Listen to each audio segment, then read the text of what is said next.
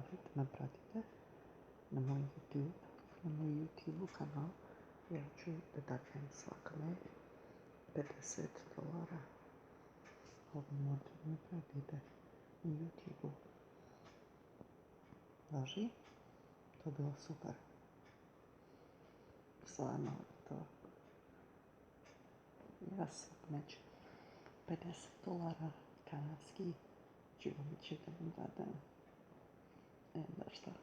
Jel? Da ćemo vidjeti. $50. To nisu male pare. Ovdje nisu velike pare isto, onako, u sredini. U sredini su. Te pare, znaš. Ali, znate, ako vi to uredite za mene, ja vam dadem pare. Morate da me pratite na moj YouTube kanal. I tako dobijete pare, tako dobijete platu. Ako vi mene pratite, ja vam ću platiti pare za to. I zdravo.